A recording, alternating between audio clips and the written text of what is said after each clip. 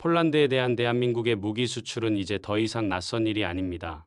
2023년 9월 21일 폴란드 국방부는 폴란드 군대가 대한민국으로부터 구입한 자주포를 배치하여 첫 번째 실사격 훈련을 실시하였다고 발표했습니다. K9 자주포는 국내 기술로 개발된 155mm 52구 경장 자주곡사포입니다. 국방과학연구소와 삼성테크인이 1999년부터 10년간 약 1조 원의 막대한 금액을 들여 공동 개발했으며 2000년부터 전력화되었습니다. K9 자주포는 최대 사거리가 40km에 달하며 분당 6에서 8발을 쏠 수 있는 강력한 자주포입니다. 이뿐만 아니라 자동 사격 통제 장치와 복합항법 장치 등 최첨단 전자장비를 갖추고 있어 목표물 탐지에서 사격까지 전 과정이 자동으로 이뤄지는 전 세계 어디에 내놓아도 자랑스러운 우리의 강력한 무기입니다. 폴란드 국방부는 현지 시간 21일 K9 자주포 첫 실사격 훈련을 실시했다고 밝혔습니다. 폴란드 지상군은 현재 4개의 기갑 및 기계화 사단을 편성하고 있는데요. 이 중 러시아의 칼리닝그라드와 벨로루시에 인접해 대치하고 있는 16기계화 사단과 우크라이나와 접한 동부방면 국경지역과 인접한 18기계화 사단에 K2 전차와 K9 자주포를 배치하고 있습니다. 대한민국이 방산 분야의 역사를 다시 쓰고 있는 것인데요. 지난 2022년 8월 폴란드와 1차 실행 계약을 체결한 지 불과 약 1년여 만에 이제는 실전 배치를 걸쳐 훈련까지 돌입하고 있는 것입니다. 정말 어안이 벙벙해질 정도로 빠른 속도인데요.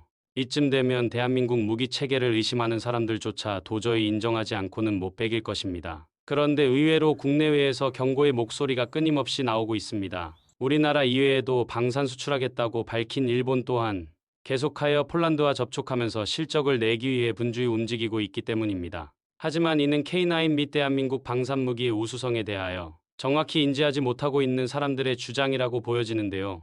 K9은 최근 터키에도 수출하기도 하였으며 작년 누적 수출액은 무려 2조 원을 돌파하는 등 해외 현지에서도 호평을 받고 있습니다. 대체 대한민국의 K9의 특징은 무엇이기에 이렇게 인기가 많을까요? K9 자주포는 국내 기술로 개발된 155mm 52구 경장 자주곡사포입니다. 국방과학연구소와 삼성테크인이 1999년부터 무려 10년간 약 1조 원의 어마어마한 금액을 들여 공동 개발했으며 2000년부터 전력화되었습니다. K9 자주포는 최대 사거리가 40km에 달하며 분당 6에서 8발을 쏠 수 있는 강력한 자주포이며 또한 자동사격 통제 장치와 복합항법 장치 등 최첨단 전자장비를 갖추고 있어 목표물 탐지에서 사격까지 전 과정이 자동으로 이뤄지는 전 세계 어디 내놓아도 자랑스러운 우리의 강력한 무기입니다. 이 때문에 포병 부대의 생존성과 타격 능력을 획기적으로 높였다는 평가를 받고 있는데요. 전 세계적으로 인정받고 있는 K방산과는 다르게 최근 추진 중인 일본의 방산 수출은 차질을 맞이하고 있습니다.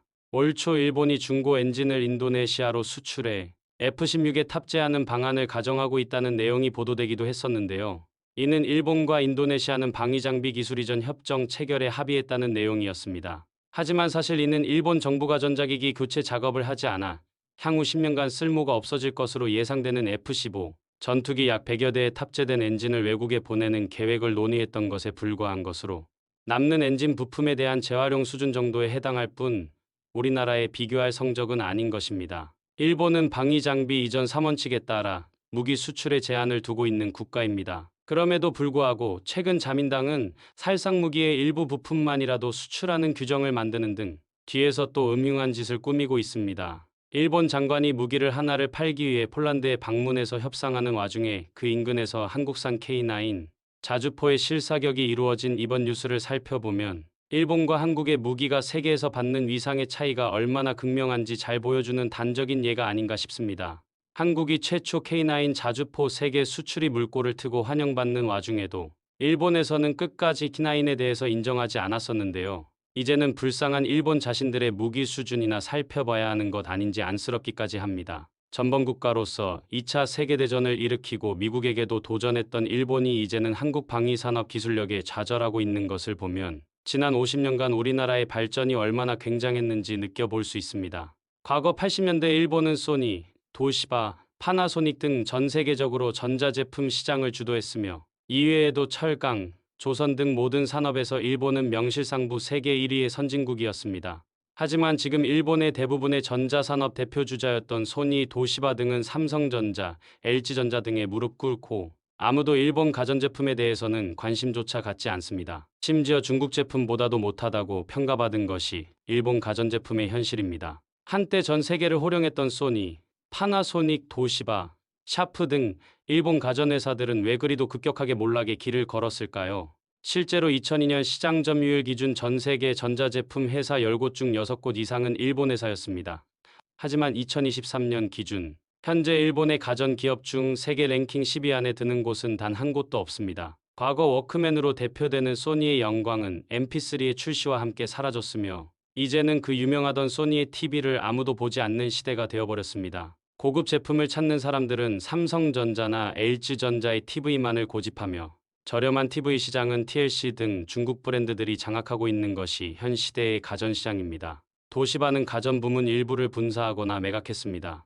이뿐만 아니라 샤프는 2002년 전 세계 전자제품 브랜드 순위에서 13위에 오르기도 했지만 2016년에는 대만 홍하이그룹에 인수되며 일본 전역에 충격을 줬습니다. 세계 최고를 자랑하던 일본의 가전산업은 이제 중간은커녕 중국 회사에 팔리는 지경에 이른 것입니다. 또한 철강, 조선산업 등은 어떠한가요?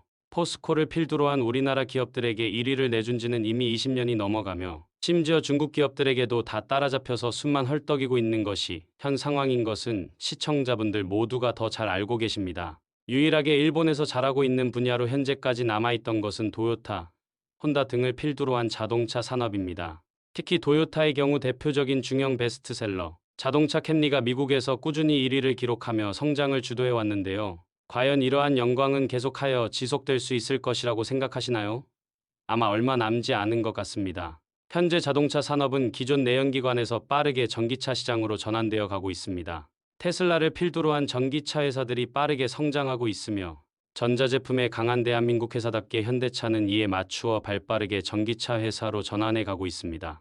하지만 내연기관에서만 강점을 갖고 있는 일본 회사들은 변화에 여전히 늦장 대응하고 있으며 시대의 변화에 따라가지 못하는 모습을 보이고 있습니다. 아직까지는 내연기관 자동차 기술력을 바탕으로 버티고 있지만 시장이 변화한 후에는 일본 자동차 브랜드들이 설 자리는 많이 축소될 것으로 보입니다. K9의 유럽에서의 인기를 바탕으로 생각해보건대 IT, 철강, 조선뿐만 아니라 K9을 필두로 한 방위산업까지 한국이 일본을 훨씬 앞지르는 결과를 보이고 있으며 앞으로 그 격차는 더욱더 확대될 것입니다. 일본 사이트를 살펴보면 80년대의 반도체 최정상국이던 일본의 영광을 잊지 못하고 아직도 아쉬워하고 한탄하고 있는 일본 사람들의 반응을 쉽게 찾아볼 수 있습니다. 일본 사람들조차도 반도체 산업에서 따라가지도 못할 만큼의 격차가 벌어진 것을 인식하고 있고 이제는 포기 상태로 한숨만 쉬고 있는 것입니다. 이제는 반도체나 철강 같은 산업에서 뿐만 아니라 방산 수출에서 일본에게 패배감을 느끼게 해줘야 할 때입니다. 지금의 격차는 시작에 불과하지만 나중에는 한국 방산회사를 지금의 한국 반도체 산업처럼 따라오지도 못할 만큼의 초격차를 보여주어야 할 것입니다. 지금까지 최고다 한국이었습니다. 끝까지 시청해주셔서 감사합니다.